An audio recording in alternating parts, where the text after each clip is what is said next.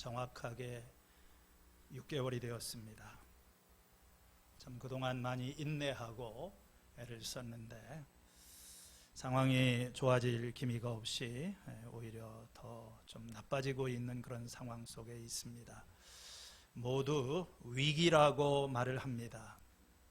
경제 위기, 또 여러 가지 국가적인 위기. 6.25 이후에 많은 위기가 있었지만 아마 이런 위기는 없었던 것 같아요. 이것은 단순히 우리 한 나라의 국가적인 위기를 넘어서 문명사적인 위기 또는 이게 인류 존망의 위기가 될 수도 있다 하는 그런 생각을 하기도 합니다. 이 코로나 상황은 또한 교회의 위기입니다. 한국 교회의 위기. 지난 한 주간 동안 이 바이러스로 인하여서 교회가 세상에 집중적인 표적이 되고 교회가 감염 확산의 온상으로 또는 주범으로 지탄을 받는 이 상황 속에서 정말 우리 크리스찬들은 전에 살아보지 못한 정말 어려운 환경을 살고 있습니다. 이번 일을 통해서 한국 교회가 잃어버린 신뢰를 다시 회복할 수 있을까? 참 쉽지 않아 보입니다. 왜냐하면 이것이 어떤 이례적인 그런 사건의 우발적인 것이라고 하기보다 한국 교회의 고질적인 그동안 숨어있던 문제가 함께 또 드러나고 있는 것으로도 볼 수 있기 때문입니다. 그러나 이 코로나의 위기가 한편으로는 우리의 삶을 보다 깊이 있게 들여다볼 수 있는 기회가 될 수 있다고 생각을 합니다. 그동안 우리는 눈앞에 보이는 문제, 현실에 매달리면서 살아왔습니다. 코로나 문제를 놓고서도 누구의 탓인가, 중국의 탓이냐, 이게 교회의 탓이냐, 이게 정부의 잘못이냐, 서로 간에 어떤 책임 전가를 하고 비난을 하는 것은 문제 해결에 어떤 도움이 되지도 못하고 또 본질적인 문제를 좀 비켜나 있는 것 같습니다. 코로나라고 하는 것은 오늘 우리가 이 세상을 살아가면서 경험하는 많은 문제들과 위기의 한 단면에 불과합니다. 코로나보다 더 중요한 것이 있고 더 근본적인 위기가 있어요. 그렇기 때문에 우리 크리스찬들은 이런 어떤 사회적인 국가적인 재난 상황을 보면서도 좀 다른 시각에서 어떤 성경적인 관점과 진리의 관점에서 우리가 이 위기를 바라보는 것이 필요하다고 생각합니다. 오늘 우리에게 닥친 이 상황과 이 위기의 본질이 무엇인가? 저는 이것이 우리 인간의 죄로 인하여서 무너져 있는 창조 세계, 바로 여기에서부터 생겨난 문제라고 생각을 합니다. 신약 성경 로마서는 인간이 경험하는 이 세상이 직면한 위기의 본질을 다루고 있는 그런 책입니다. 우리 인간들이 경험하고 있는 이 멸절의 위기에서, 심판의 위기에서 그 원인은 무엇이고 그것을 벗어날 수 있는 길은 무엇이고 해답이 무엇인가를 우리들에게 가르쳐주는 것입니다. 오늘 읽은 이 로마서 1장 18절의 말씀은 로마서의 본론이 시작이 되는 부분입니다. 16절과 17절은 로마서의 주제절, 복음에는 하나님의 의가 나타나 있고 또 이 하나님의 구원을 나는 복음은 믿는 사람을 구원하는 하나님의 능력이다. 이렇게 주제절을 말한 다음에 이제 18절부터 본격적인 이야기가 시작이 됩니다. 그런데 그 첫 마디가 그렇게 듣기 좋은 말이 아닙니다.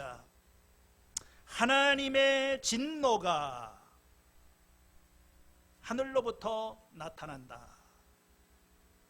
이 하나님의 진노가 나타난다는 그런 말로 시작을 합니다.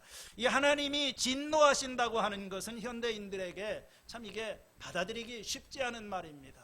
옛날 사람들은 어려운 일을 당하고 재난이 닥치면 이건 신이 노하셨다, 이렇게 쉽게 동의를 하였지만 요즘 사람들은 어떤 재난이 닥치면 과학적인 원인을 찾으려고 하지 그것이 어떤 하나님의 진노라고 생각을 하지 않습니다. 심지어 이 기독교인들에게조차 하나님의 진노는 달갑지 않은 그런 개념입니다. 우리는 하나님의 은혜와 하나님의 사랑을 강조하지만 이 하나님의 진노에 대해서는 별로 말하고 싶어 하지 않습니다. 오늘 이 말씀을 보면 하나님의 진노가 나타난다 이렇게 이야기를 합니다. 정확하게 말하면 나타나고 있다. 현재 진행형이죠. 보통 이 하나님의 진노라고 하는 것은 신약 성경에서 미래에 있을 마지막에 하나님의 심판, 그 미래의 심판을 얘기를 할 때 자주 사용이 되는데 오늘 이 로마서 1장 18절에서는 그것이 하나님의 진노가 지금 여기에 있다, 지금 여기서 나타나고 있다고 말을 합니다. 왜 하나님의 진노가 나타나는가? 어떻게 나타나고 있는가? 그런 이야기를 1장 나머지 부분에서 설명을 하고 있는 것입니다. 하나님의 진노가 누구에게 나타납니까? 불의한 행동으로 진리를 가로막는 사람에게 나타난다고 그랬어요. 그들의 어떤 행동에 대해서 진노하시는 것입니까? 불경건함과 불의함을 겨냥하여 그것 때문에 하나님의 진노가 나타났다고 이야기를 합니다. 여기서 이 불경건이라고 하는 것은 하나님과 인간 사이의 어떤 수직적인 관계가 비틀려 있는 것, 그리고 불이라고 하는 것은 사람과 사람 사이의 수평적인 관계가 비틀린 것을 말을 합니다. 이 경건이라고 하는 말은 원래 하나님을 경외하고 사랑하는 마음을 뜻합니다. 그렇기 때문에 경건치 못하다, 불경건이라고 하는 것은 하나님을 사랑하지 않는 것이고 하나님을 경외하는 마음이 전혀 없는 것을 이야기를 합니다. 영어로는 이것을 godliness라고 하는데 God, 하나님이죠. godless, 하나님이 없는 것처럼 이게 살아가는 것을 하나님을 인정하지 않는 거예요. 오늘 여기 본문의 말씀을 우리가 인용을 하자면 하나님을 알면서도 하나님을 하나님으로 영화롭게 해드리지 않고 하나님에게 감사하지 않고 스스로 지혜 있다고 주장을 하고 28절에 나오는 대로 하나님을 인정하기를 싫어하는 거, 이게 다 불경건한 것이죠. 우리 인간은 창조주 하나님을 알고 예배하고 사랑하도록 지음을 받았습니다. 이것이 언제나 건강하고 행복하고 풍성한 삶의 길인 것입니다. 앞으로도 그럴 거예요. 그런데 우리 인간들이 이 세상을 살면서 이 하나님을 알고 하나님을 높이고 하나님께 영광을 돌리는 대신에 하나님을 인정하지 않고 하나님을 경외하지 않는다. 여기서부터 하나님의 진노가 시작이 되는 것입니다. 왜냐하면 하나님을 알만한 것이 사람들에게 완전하게 드러나 있다고 그랬어요. 교회를 안 다니는 사람에게도 태초부터 하나님의 보이지 않는 그런 속성, 그분의 능력과 신성이 이 자연 만물 가운데, 창조 세계 가운데 누구든지 어린아이라도 이 창조 세계를 보면 이건 우연이 아니구나, 이렇게 하나님을 생각하게 되고 하나님에 대한 경외심을 갖게 되는 그런 것이 나타나 있다는 거예요. 그렇기 때문에 나는 몰라서 하나님을 경외하지 않는다 하는 것은 핑계에 불과하다는 것이죠. 왜 사람들은 하나님이 계시는 줄을 알면서도 하나님을 영화롭게 하지 아니하는 불경건의 죄를 범하게 될까요? 여기 21절에 그 이유가 나옵니다. 그 생각이 허망하여져서 그들의 지각 없는 마음이 어두워졌다. 이게 뒤틀린 사고, 우리의 이 생각 자체가 이게 지금 뒤틀려져 있는 것입니다. 마음이 어두워져 있다고 그랬어요.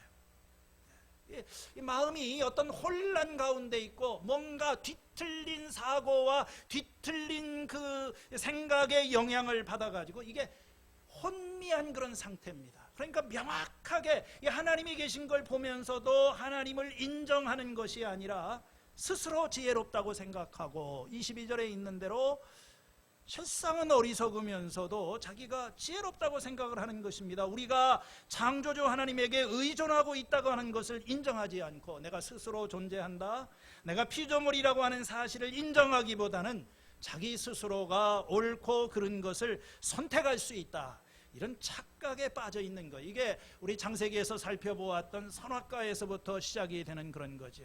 우리 사람들이 하나님을 하나님으로 인정하거나 의지하지 않을 때 어떤 일이 일어나게 될까요? 하나님이 아닌 다른 것을 섬기게 되는 것입니다. 우상을 섬기는 거예요. 그래서 22절에서부터 23절, 24절, 25절은 우상숭배라고 하는 이 근원적인 죄에 초점을 맞추고 있어요. 여기 23절 이하에서 핵심이 되고 있는 반복되는 가장 중요한 단어가 바꾸다고 하는 말입니다. 바꾸다. 영어로는 exchange, 교환하다고 하는 그런 말이에요. 23절 말씀에 그들은 썩지 않는 하나님의 영광을 썩어질 사람이나 새나 네발 짐승이나 기어다니는 동물의 형상으로 바꾸어 놓았습니다. 25절에 사람들은 하나님의 진리를 거짓으로 바꾸고 창조주 때문에 피조물을 숭배하고 섬겼습니다. 나중에 26절에도 보면 여자들도 남자와의 바른 관계를 바르지 못한 관계로 바꾸고, 이 바꾼다고 하는 말이 3번이나 반복이 됩니다. 바울이 여기서 말을 하고자 하는 것은 창조 질서의 교란, 창조 질서가 뒤바뀌는 것을 이야기를 하는 거예요. 우리 인간들은 하나님의 형상으로 만들어졌어요. 하나님 형상이라고 하는 것이 뭡니까? 하나님을 대신해서 이 세상에 존재하는 그 모든 생물들을 다 다스리고 통치하고 왕적인 권세를 가지고, 이게 하나님의 형상의 중요한 일이죠. 공중의 새와 위에서 땅 위에서 살아 움직이는 모든 생물들을 다스려라. 이게 하나님의 형상, 우리는 너무 고귀한 하나님의 형상입니다. 그런데 어떤 일이 일어났습니까?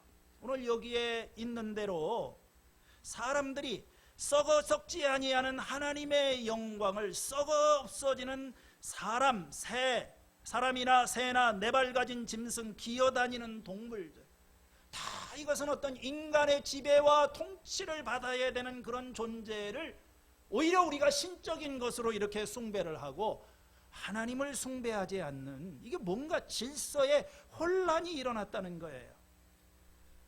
우리 구약 성경에서 그 우상숭배라고 하는 것은 어떤 이 피조물, 짐승들의 형상을 섬기는 것으로 자주 묘사가 됩니다. 시편 106편 20절에 자기 영광을 풀먹는 소의 형상으로 바꾸었도다. 에레미야서 2장 11절에 어느 나라가 그 신을 신 아닌 것과 바꾼 일이 있느냐, 그러나 나의 백성은 그 영광을 무익한 것과 바꾸었다. 창조 질서 자체가 교란이 되고 뭔가 바뀐 거예요. 섬겨야 될 하나님을 섬기지 않고 오히려 우리의 통치를 받아야 될 그런 짐승. 여러분, 모든 종교, 되게 원시적인 종교를 가면, 힌두교 같은 데도 가면 소 앞에서 절을 하고, 이집트에 가면은 그 무슨 동물의 모양들 앞에 다 절을 하고, 이게 다 어디에서부터 시작이 될까요? 우리의 이 뒤틀린 사고와 어두워진 그런 마음, 여기에서부터 우리의 가장 큰 문제는 예배의 문제인 것입니다.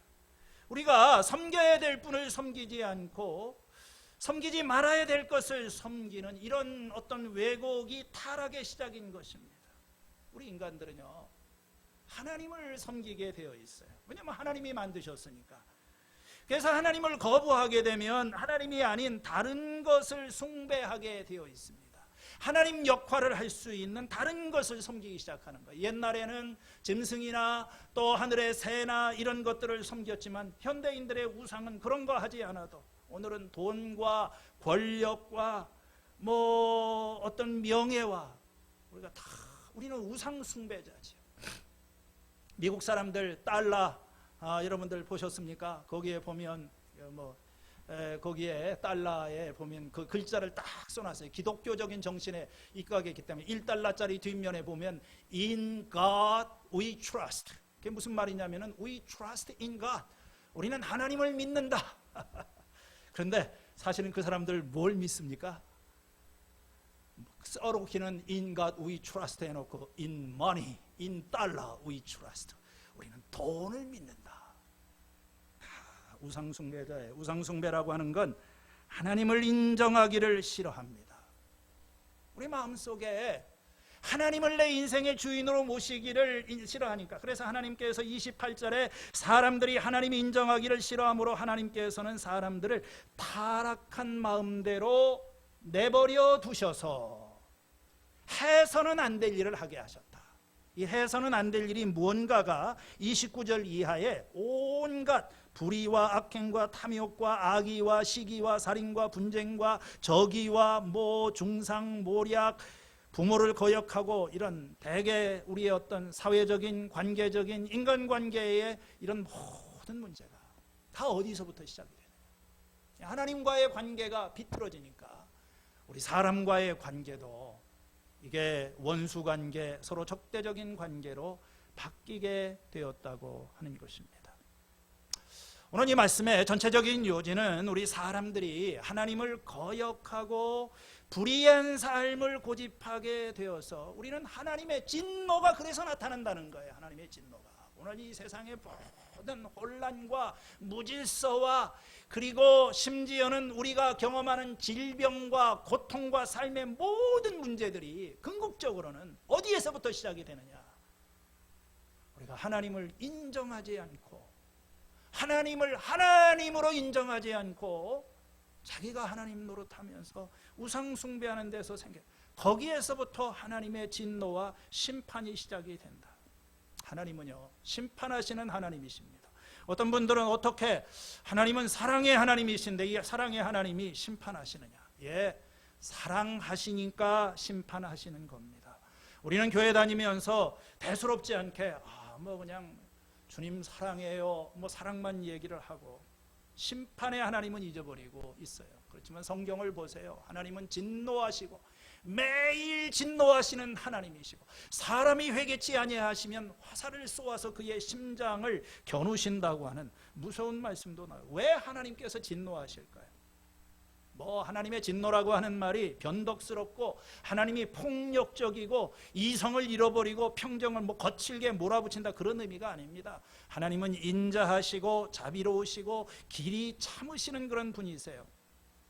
그리고 하나님께서는 하나님께서 만드신 인간과 이 피조물들에 대해서 관심이 많아요. 대단히 관심이 많으세요. 그래서 누군가가 이 피조물들을, 사람을 더럽히고 손상시키고 파괴하는 행위를 하게 되면 하나님께서 그냥 두지 않으시는 거예요. 이 피조 세계에서 강간과 살인과 고문과 거짓과 이런 것들로 망가지게 되면 하나님께서 진노하시는 거예요. 하나님이 사랑하시는 그것이 악한 것들에 의해서 망하는데 그냥 보고만 계신다면 하나님은 선하지 않으시는 분인 것입니다. 오늘 이 하나님의 진노가 우리에게 이 세상에 나타나고 있다. 아마 이 말이, 우리는 이런 가능성과 이런 것을 잊어버리지는 않는데, 오늘 우리가 겪고 있는 이 사회적인, 국가적인, 가정적인 이 위기의 원인이 무엇인가? 어떻게 보면 우리는 하나님의 진노 아래서 지금 이 하나님의 심판이 지금 나타나고 있는 그런 것을 경험하고 있는지도 모르겠어요. 현실을 보면 물론 그런 것 같지 않지요. 하나님이 심판하시기는커녕 악한 사람들도 잘 되고, 또 선하게 사는 사람들은 고생만 하고, 죄 지은 사람들이 큰 소리 떵떵거리면서 살아가는 것 같습니다. 하나님이 무슨 심판은 심판이야. 하나님이 있으면 나와 보라지. 예, 유명한 무신론자인 철학자 잉거솔이라고 하는 사람이 큰 광장에 청중을 모아놓고 무신론 강연에 열을 올리고 있었습니다. 그 강연이 절정에 달했을 때 갑자기 이 사람이 흥분해서 자기 시계를 풀면서 이렇게 말을 합니다. 내가 앞으로 신에게 5분간 시간을 주겠다. 나는 5분 동안 신을 저주할 것이다. 신이여, 당신이 살아있다면 나를 저주하고 나에게 벌을 내리기 바란다. 이렇게 신성모독적인 말을 하면서 5분 동안 입에 담을 수 없는 저주로 신을 모독하는 말을 했어요. 그리고 5분이 지난 후에 계속해서 연단 위에서 말을 하고 있었습니다. 그래서 이 사람이 이제는 더 당당하게 말을 합니다. 여러분 보셨지요? 이만하면 신이 존재하지 않는다는 사실은 충분히 입증된 것입니다. 그때 어느 나이 많은 노인 하나가 앞으로 나오면서 이렇게 말을 합니다. 보시오, 난 크리스찬이요. 내가 감히 당신의 말에 대해서 평가를 할 수가 있다면 오늘 당신은 신이 존재하지 않는다는 것을 증명한 것이 아니라 당신이 신과 아무 상관이 없는 사람이라는 것을 입증한 것이라고 나는 생각하오. 왜냐하면 내 경험에 의하면 내가 섬기는 신은 내가 그 하나님을 거스릴 때 나를 책망하고 때로는 나를 징계하시는 분이요. 왜냐하면 나는 그가 그대로 버려둘 수 없는 그분의 자녀이기 때문이요. 오늘 당신에 대해서 신이 침묵하는 것은 당신이 신에게 버림받은 존재라는 것을 충분히 입증하는 것이요. 여러분, 하나님께서요, 우리가 죄 짓고 하나님을 저주한다고 즉각적으로 심판하시는 경우는 많지 않아요. 물론 신약 성경에 아나니아 삽비라가 죄를 지었을 때 그 자리에서 죽임을 당했지만 굉장히 예외적인 경우죠. 어떤 사람은 그렇게 말을 합니다. 만일 하나님께서 아나니아 삽비라를 심판하시는 것처럼 오늘 우리들을 대하신다면 교회마다 영안실을 만들어 둬야 될 것이다. 왜 그럴까요? 살아남을 사람 없어요. 다 죽어야 됩니다. 오늘 이 본문의 말씀에서 3번이나 반복해서 하나님께서 하시는 이 말씀은 우리를 버려두신다, 이렇게 말씀을 하고 있는 것입니다. 하나님께서 우리를 버려두셨다. 24절에 그러므로 하나님께서는 사람들이 마음의 욕정대로 하도록 더러움에 그대로 내버려 두시니, 26절에 사람들을 부끄러운 정욕에 내버려 두셨습니다. 그 다음에 28절에 하나님께서 사람들을 타락한 마음의 자리에 내버려 두셔서, 다 똑같은 말을, 우리가 하나님의 형상을 어떤 피조물의 것으로 바꾸었다 하는 말이 3번 반복이 되고, 또 하나님께서 버리셨다, 포기하셨다, 이렇게 3번이나 반복을 하는 것은 우리 인간들이 욕심대로 무슨 짓이나 할 수 있게 된 그 상태가 바로 하나님의 진노 아래에 있는 확실한 증거다. 바로 그걸 말을 하고 있는 거예요. 우리가 마음대로 즐기고 원하는 대로 살고 수단과 방법을 가리지 않고 자유를 누리고 무슨 잘못을 범해도 제재를 가하지 않는다면 그게 축복이 아니라 저주, 심판 아래에 있는 거예요. 내버려 두는 것이 가장 큰 심판입니다. 우리 인간들이 하나님을 거부하고 하나님을 인정하지 않고 우상을 숭배하는 어리석음을 저지르고 그 길을 고집하니까 하나님께서 뭐라고 하십니까? 그래? 그럼 네가 한번 해봐. 네가 하나님 노릇하고 싶다고 한번 해봐. 가장 큰 심판은 우리가 원하는 대로 다 허락해 주시는 거예요.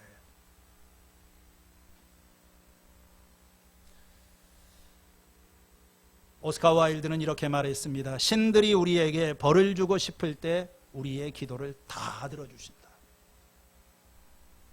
별로 좋은 거 아닙니다. 오늘 본문의 말씀에서 이 하나님의 이렇게 하나님이 우리를 내버려 두실 때 일어나는 일, 그게 심판인데 그게 주로 성적인 타락과 관련이 되어 있어요. 24절에 보면 서로의 몸을 욕되게 버려두셨다. 26절에 보니까 사람들을 부끄러운 정욕에 내버려 두셨다. 26절에 보면 여자들은 남자와의 바른 관계, 바르지 못한 관계를 바꾸고 남자들도 이와 같이 여자와의 바른 관계를 버리고 서로 정욕에 불탔으며 남자와 남자로 더불어서 부끄러운 짓을 하게 되었다. 이게 뭡니까? 앞에서는 성적인 타락을 일반적으로 얘기하다가 여기에서는 동성애 문제를 얘기하고 있는 거예요. 오늘 좀 제가 이제 아이들도 있고 한데 이걸 오늘 설교를 어떻게 해야 되나 고민은 했지만 또 이게 이 시기에 이런 설교를 해야 되나 조금 쉽지 않은 그런 주제를 이렇게 여러분들에게 잠시라도 말씀을 드리려고 합니다. 이번 주에 여성가족부에서 동성애를 미화하고 조장하는 이 초등학생 대상의 성평등 책 7종을 이게 일선 학교에 배포를 했다가 반대에 부딪혀서 이걸 회수하는 그런 일이 있었어요. 한번 여러분 신문에서 보셨습니까? 이렇게 보면 뭐 남자 여자의 이렇게 애들이 이렇게 뭐 그대로 발가벗은 모습으로 이렇게 나타나고 뭐 여러 가지 성적인 것에 대해서 아주 개방적인 교육을 하는데 거기 보니까 동성애에 관한 그런 것도 나와요. 마음이 자꾸 끌린다면 누구에게? 뭐 아주 이제 뭐 참 우리 어렸을 때는 이게 상상을 하지 못했던 그런 일이죠. 우리나라가 지금 전쟁 중입니다. 정성 없는 전쟁, 문화 전쟁이라고 하지요.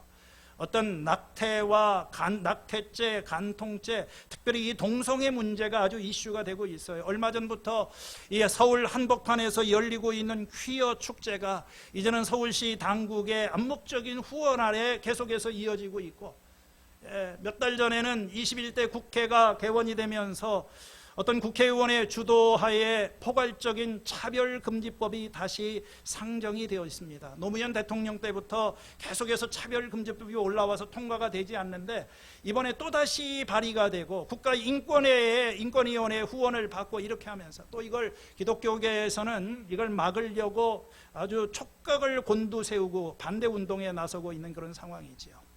이 동성애 문제가 한국은 아직 이게 보수적이기 때문에 피부로 느껴지는 것이 조금 덜할 수가 있겠지만 미국 같은 경우는 불과 한 20년 사이에 이미 동성결혼이 합법화되어 있고 사회적인 유명 인사들이 다 커밍아웃을 하고 뭐 당당하게 뭐 애플의 CEO라든지 유럽의 총리들 뭐 세르비아, 아일랜드 여러분들 보세요. 정상회담을 하면은 이제 남자가 남자의 손을 잡고 서로 간에 커플이 되어 가지고 정상회 하나도 이상하지 않게 이렇게 보이는 그런 세상입니다. 아이들이 좋아하는 디즈니 영화 속에서도 이 동성애 코드가 많이 숨겨져 있어요. 저희 집사람과 함께 저희가 어렸을 때 아이들 어렸을 때 이 앤 오브 그린 게이블 빨간 머리 앤이라고 하는 영화를 정말 아주 이렇게 즐겨 봤는데 이게 디즈니에서 얼마 전에 새로 만든 걸 보니까 갑자기 동성애가 나오는 거예요. 아주 자연스럽게. 어떤 할머니가 그냥 똑같은 여성 할머니를 좋아하는 얘기 그런 것을 아주 자연스럽게 아마 5월달인가에서는 디즈니에서 이 성소수자를 주인공으로 한 단편 애니메이션 아웃이라고 하는 것이 이미 출시가 되었다고 합니다. 이 모든 것은 다 이 동성애라고 하는 문제가 더 이상 이제 주변적인 이슈가 아니고 우리 삶 한가운데 성큼 다가와 있다. 저는 이게 몇 년이 걸릴지는 모르지만 이게 이제 성큼 한가운데 다가와 있는 거예요. 이런 가운데 우리가 이런 어떤 사회적인 이슈에 대해서 어떤 태도를 가르쳐야 되고 아이들에게 무엇을 가르쳐야 될 것인가, 이건 정치적으로 사회적으로 굉장히 민감한 그런 주제입니다. 제가 사실은 자가격리하면서부터 그 뭐 차별금지법에 대한 뭐 하나 이렇게 여러분들한테 동영상 토스해드리고 난 다음에 제 나름대로 이걸 가지고 한 달 동안 책 사다 놓고 고민하고 끙끙대고 성경책 들여다보고 내가 이 설교를 해야 되나 말아야 되나 굉장히 민감한 이슈예요. 이게 정치적으로 편가르기를 할 수 있는 아주 민감한 그런, 특별히 어떤 이 소수자의 권리 문제, 동성애를 반대하는 것은 마치 사회적인 어떤 차별과 혐오와 배제를 내세우는 것의 상징처럼 이해가 되고 있습니다. 여기에는 여러 가지 정말 생물학적인, 유전적인, 그리고 사회적인 여러 가지 많은 문제들이 있어요. 아직도 해결되지 않은 그런 문제들이 있고, 유전적으로 보게 될 때 정말 동성애의 성향을 가진 사람들이 타고나는 것이냐. 물론 이 숫자가 상당히 부풀려져 있기는 하지만 그런 경향이 저는 있을 수 있다고 생각을 합니다.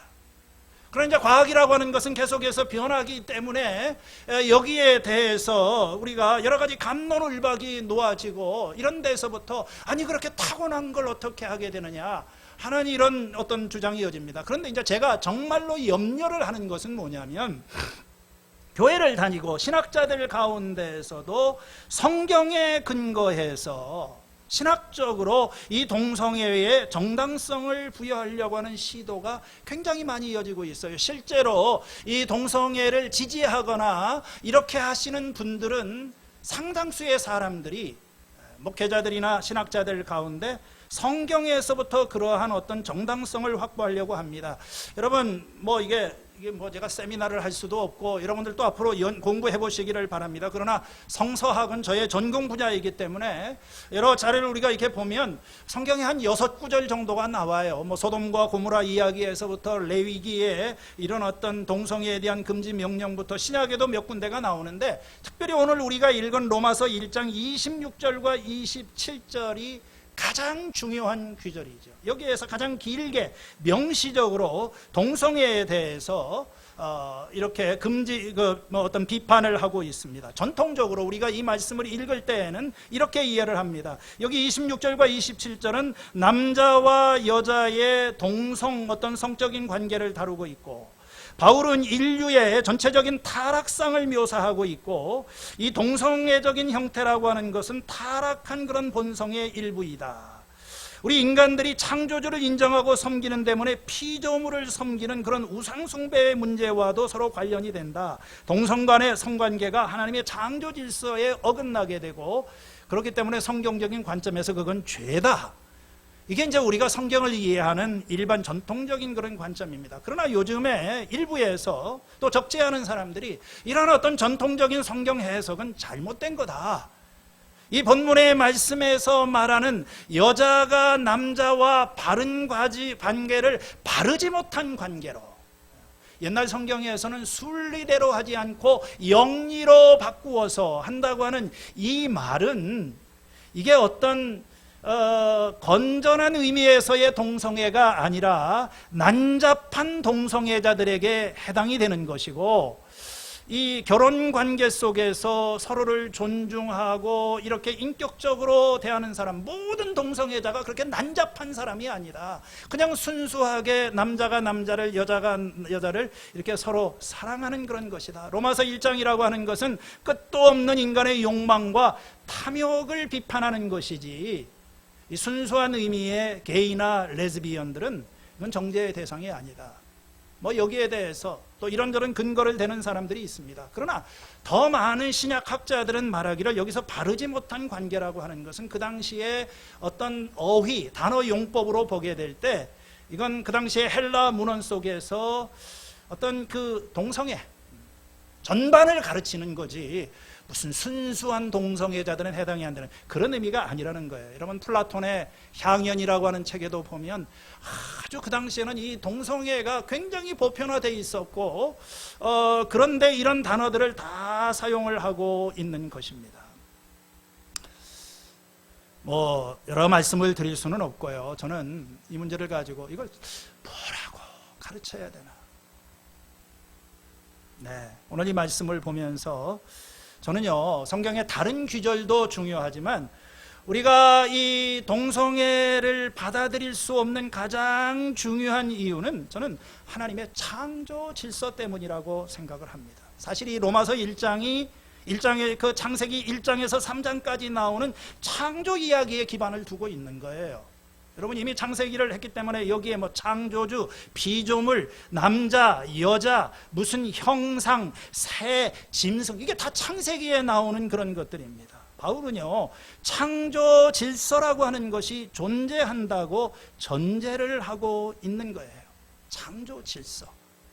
우리는 창세기 1장에서부터 시작을 하는 거예요. 이게 크리스찬들의 우리 성경을 읽는 출발점인 것입니다. 하나님께서 이 세상을 질서 있게 만드셨고, 그 하나님이 만드신 질서의 핵심 가운데 남자와 여자가 있는 거예요. 하나님께서는 사람을 남자와 여자로 만드셨고, 그리고 그 남자와 여자와의 관계 속에서 생육하고 번성하고 땅에 충만하라, 이렇게 말씀하셨어요. 그렇기 때문에 성경이 말하는 결혼관계라고 하는 것은 남자와 여자와의 결합을 의미를 하는 것이고, 그런 의미에서 볼 때 일각의 사람들이 주장하는 이 동성애, 남자와 남자, 여자가 여자가 결혼을 하고 산다고 하는 것은, 이것은 하나님이 세우신 창조 질서에 벗어나고 있는 것이죠. 자, 바울이 이 인간의 어떤 타락, 어떤 이 질서의 왜곡, 특별히 하나님을 어떤 그 피조물을 하나님과 이렇게 바꾸고 하는 이런 어떤 관계의 역전, 왜곡, 이런 것들이 일어나는 것과 관련해서 동성애를 거기에서 첫 번째 사례로서 이렇게 여러분 소개를 하고 있는 그런 이유가 여러분 뭘까요? 이건 질서에 관계된 그런 문제라고 하는 것입니다. 피조물을 하나님으로 섬기는 것 자체가 이게 첫 번째 질서의 왜곡이고, 그 다음에 사람과 사람과의 어떤 관계에서 하나님께서 정해놓으신 이런 질서 자체가 이것도 뭔가 무질서한 상태로 지금 벗어나고 있는 것이 이게 성적인 타락이고, 가장 극단적인 경우가 동성애로 예를 들고 있는 거예요. 그러니까 이 동성애라고 하는 문제는 적어도 로마서 1장에 바울이 이걸 거론하게 될 때는 이 전체적인 맥락은 세상 전체가 고장났다고 하는 증거라는 거예요. 하나님이 만드신 이 질서 자체가 수직적인 관계에서도 무너지고 수평적인 관계에서도 이렇게 무너지는 그런 가운데, 바로 거기에서부터 하나님의 진노와 하나님의 심판이 나타나고 우리가 그것을 경험하고 있는 것이다. 오늘 말씀의 요제는 우리의 모든 잘못된 성적인 관계나 타락이 다 인간의 과도한 욕망이 빚어낸 거예요. 여기 보니까 24절인가요? 하나님께서 우리가 하나님을 거부하니까 마음의 욕정대로 더러움에 가도록 그냥 하셨다. 물론 우리가 합리화할 수 있어요. 그렇지만 선악과에서부터 시작이 됐던 것처럼 우리의 이 과도한 욕망이 지나쳐가지고 하나님께서 하지 말라고 금하신 그 선을 넘어서는 것, 그런 가운데 이 남자와 여자의 성적인 타락이 있고 동성애가 거기에 걸려 있다고 하는 그런 것입니다. 나중에 로마서 8장에 가면 바울은 로마서에서 우리가 현재 이 세상 속에서 겪고 있는 그런 고통에 대해서 이야기를 합니다. 현재 우리가 겪는 고통은 장차 우리에게 나타날 영광과 비하면 아무것도 아니라고 생각을 합니다. 우리가 살고 있는 세상은 고통과 고난이 지배하는 그런 세상입니다. 여기에는 어떤 관계의 고통, 육체적인 고통, 그리고 물질 어떤 경제적인 고통, 여러 가지 많은 모든 고통이 우리 인간만 그런 것이 아니라 모든 피조물들이 다 신음하며 고통을 하고 있다. 모든 피조물들이 함께 신음하며 해산의 고통을 하고 있다. 그러면서 20절에 보니까 피조물들이 허무한 것에 굴복을 하면서 지금 우리가 살아가고 있는, 심지어는 이것은 안 믿는 사람들뿐만 아니라 우리 믿는 사람들조차도 우리가 살고 있는 이 세상은 허무함에 굴복을 하고 우리는 고통 속에서 살아가고 있다는 거예요. 이 고통이 어디서부터 왔습니까? 창세기로 다시 가면 아담이 죄를 지자마자 우리는 죄에 빠졌고, 그때부터 창조의 질서, 하나님과의 관계, 자연과의 관계, 이웃과의 관계가 무너지고 우리는 허무한 데 굴복을 하게 되었다고 하는 것입니다. 자연도 마찬가지인 거예요. 우리 인간이 타락을 하게 될 때, 인간은 만물의 영장이고 하나님이 세워놓으신 이 세상에 가장 중요한, 인간이 이 타락을 하고 무너지게 되면 이 타락의 영향이 자연계 전체로 다 파급을 하게 되면서 우리 인간의 죄와 타락 때문에 짐승들도 새도 식물들도 이 모든 것이 다 망가지면서 썩어짐의 종노릇을 하고 허무한 것에 굴복하고 있다. 이 피조 세계가, 오늘 우리가 살고 있는 이 세상은 끊임없는 죽음, 부패, 이런 것이 순환되는 그런 과정 속에 우리가 있는 것입니다.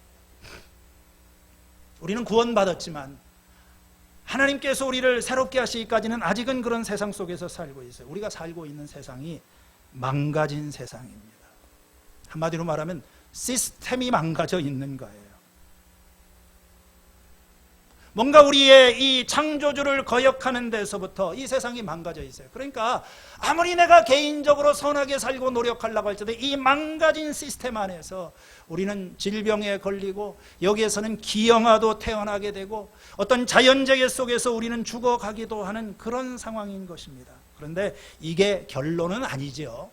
나중에 로마서 8장 20절 이하에 보면 그러나 소망은 남아 있습니다. 그것은 곧 피조물도 썩어짐의 종로로 돼서 해방되어 하나님의 자녀가 누릴 영광된 자유를 얻으리라는 것입니다. 하나님께서 무너진 창조 세계를 재건하시고 만물을 새롭게 하시는 날이 있다. 예수님 재림하시게 될 때 새하늘과 새 땅이 임하게 되고, 우리에게는 하나님께서 이 썩어질 육신 대신에 새로운 육체를 우리들에게 주시어서 다시는 어떤 우리의 이 육체의 타락한 시스템 때문에, 타락한 육체 때문에 겪는 그런 거. 여러분, 어떤 때는 여러분 그런 질문 하지 않습니까? 아유, 이 섹스라고 하는 것은 왜 만들어가지고 그냥 조용히 살면 좋을 텐데 이렇게 사람이 힘들고 죄가 난무하고 그럴까? 천국에 가도 이런 걸 가지고 고민할까? 천국은 뭐 장가도 가지 않고 시집도 가지 한다고 했는데 그때는 동성애가 저절로 해결될 것 같기도 하고. 근데 우리가 살고 있는 이 세상에서는 우리는 이 망가진 시스템 속에서 여전히 이 문제를 가지고 씨름하는 사람들이 있고, 저는 그런 사람이 신앙이 있거나 없거나 떠나서 그런 걸 가지고 스트러글하는 사람이 전 있을 수 있다고 생각을 해요. 자, 그렇다면 우리가 이 문제를 어떻게 받아들이고 어떻게 대해야 될 것인가? 네. 우리나라는 지금 많지 않지만 이제 저는 가까이 다가왔다고 생각을 합니다. 싸워야 되겠죠.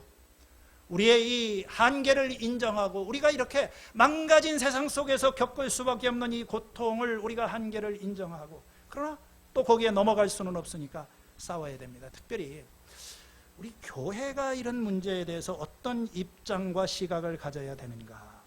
저는 이것이 오늘 제가 말씀드리고자 하는 보다 실질적인 문제인데, 이건 뭐 제가 여기서 뭐 다 더 공부하시고 여러분들 더 기도하시면서, 그러나 좀 저는 균형적인 말씀을 여러분들에게 드렸으면 좋겠습니다. 그 사람들이 동성애 문제로 씨름을 하는 사람이건 성적인 문제로 살아가는 것이건 먼저 우리는 좀 더 따뜻한 시선으로 그들을 바라보고 품을 필요가 있습니다. 여러분, 우리는 지금 한 번도 못 만나보셨죠? 제가 미국에 94년도에 6년도에 그때 미국 가서 목회를 처음 시작할 때 내가 그 교회에 부임을 하니까 동성애였던 분이, 교회를 나오던 분이 바로 그 직전까지 나왔다고 그러더라고요. 저하고 이게 어긋난 거예요. 그때 제가 참 고민을 했습니다. 그분을 내가 우리 교회에서 보면 내가 이분을 어떻게 대해야 될까? 그러고 난 다음에 그런 상황이 한 번도 벌어나지 않았어요. 동성애자가 교회에 오게 될 때 어떻게 대해야 할 것인가? 동성애를 교회에서, 직장에서 받아줘야 되는가? 우리가 먼저 알아야 될 것은 동성애가 죄이긴 하지만 가장 나쁜 죄는 아니라는 것입니다. 성적인 부도덕함이 모두가 다 죄지요. 인간의 어떤 불의와 악함과 사기와 거짓과, 그러니까 한쪽에서는 얘기하기를 왜 이런 어떤 보다 큰 죄를 짓는 사람에 대해서는 아무 소리 하지 않고, 동성애 그게 뭐가 잘못했다고, 자기들끼리 좋아서 그러는, 남에게 피해를 주는 것도 아닌데 왜 그걸 가지고 그렇게 문제를 삼느냐. 실제로 교회 안에서 우리가 이런 문제로 인해서 서로 혐오하고 차별하고 배제하는 그런 일이 존재할 수 있고 또 그런 일이 있었다고 생각을 합니다. 이렇게 주장을 하는 사람들은 좀 보수적인 그런 사람들이죠. 동성애가 정말 중요한 죄다, 아주 극악한 그런 죄이다, 그렇게 말을 하지 않아도 그런 것처럼 말하고 행동을 합니다. 이런 사람들은 절대 동성애자는 받아들이지 않으려고 합니다. 쳐다도 보지 않아요. 우리가 어떤 뭐 가늠한 사람들이나 뭐 힌두교 신자나 이슬람 사람들하고는 직장생활 같이 할 수 있어도 나는 동성애자는 쳐다보지 않는다. 사실 여기서부터는 차별과 혐오가 들어가는 것이요. 그렇게 된다고 하면 사실 기독교는 이런 입장을 너무나도 많이 가졌기 때문에 여기에 대해서 교회가 발언을 하는데 상당히 많은 제약을 받고 있어요. 예수님이 어떤 죄인들과 창녀들과 이런 사람들이 있는 데로 가서 그들과 함께 그들을 배제하지 않고 그들을 이렇게 품으셨던 것처럼 우리들에게 좀 따뜻한 시선이 필요하다고 생각합니다. 그러나 다른 한편으로 우리는 성경의 진리를 붙잡고 또 그 성경의 말씀을 가르쳐야만 하는 것입니다. 오늘 이렇게 제가 아까 말씀을 드렸던 대로 어떤 성경학자들은 이 동성애가 합당하다고 하는 것을 말하기 위해서 오늘 로마서 1장 같이 아주 명확하게 보이는 가르침조차도 다른 해석을 시도하는 좀 자유주의적인 그런 접근이죠. 하나님이 세우신 창조 질서가 있다. 이 세상은 무질서하게 만들어진 것이 아니라 거기에 가정의 질서, 자연의 질서, 도덕적인 질서가 있다. 이게 우리가 성경적인 그런 삶이고 우리는 거기에서부터 출발하는 것입니다. 여러분, 예를 들어서 우리가 도덕의 문제에 대해서 만일 하나님이 없다면 무엇이 옳고 무엇이 그른지에 대해서 누가 말을 할 수가 있겠습니까? 우리가 성경에서부터 시작을 하지 않는다면 어떤 중요한 이슈에 대해서 우리가 그건 뭐 내가 틀렸다고 하면 그건 틀린 거야 이렇게 말을 해야 됩니까? 아니면 사회가 틀렸다고 하니까, 국민 대다수가 틀렸다고 하니까 그건 틀린 거야, 우리는 그렇게 살아가야 되는 겁니까? 얼마 전에 7월 21일 날 개신교, 가톨릭, 청년, 신학자 한 80여 개 단체가 성명을 발표했어요. 차별과 혐오 없는 평등 세상을 바라는 그리스도인들의 성명. 제가 그걸 쭉 갖다 놓고 다 읽어봤습니다. 거기에 보면 이런 것이 있어요. 국제사회만이 아니라 한국에서도 포괄적 차별금지법, 평등법을 제정하는 요구하는 시민의 목소리가 높아지고 있습니다. 차별과 혐오가 없는 시민의 열망은 이미 비등점을 지났습니다. 상식과 양심을 지닌 그리스도인들의 생각도 바뀌어 가고 있습니다. 차별금지법 제정은 더 이상 유예될 수 없다는 것이 오늘날 시대의 정신이고 사회적인 합의입니다. 저는 이 말을 한번 생각해 봤어요. 이게 시대 정신이고 사회. 자, 오늘은요, 우리는 지금 어떤지 모르지만 서양에서 다들 이것이 어떤 시대 정신이고 사회적인, 자, 그렇다면 옳고 그름이라고 하는 것은 사회적인 인식에 따라서 바뀔 수가 있는 것이다. 시대 정신이 바뀌면 성경 해석도 바뀌어야 된다. 간통죄에 관한 것도, 낙태죄에 관한 것도. 우리가 이제 시대가 변하고 사회적인 합의가 바뀌게 되면 모든 도덕 기준도 바뀔 수 있다. 어디까지 우리가 갈 수 있고 나중에는 무엇이 옳고 그른지에 대한 어떤 기준을 가질 수가 있냐는 거예요. 성경에 근거해서 동성애의 잘못을 지적하는 것과 소수자의 권리를 보호하고 배려하는 것은 다른 문제라고 생각을 합니다.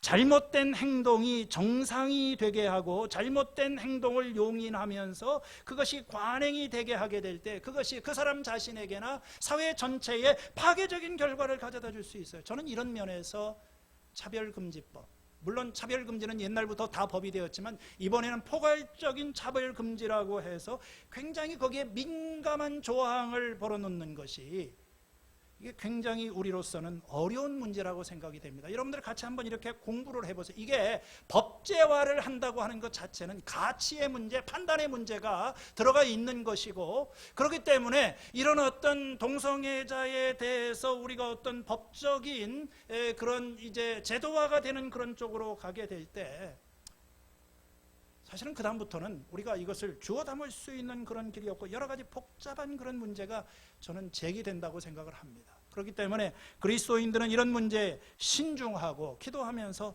접근을 해야 될 거예요. 마지막으로 우리들은 정말 이런 망가진 세상 가운데 대안적인 좀 삶을 제시해야 될 것 같아요. 동성애나 그것이 성적인 타락이나 어떤 이렇게 왜곡된 관계 속에서 만족을 얻으려고 하는 것, 이게 다 어디서부터 생긴 겁니까?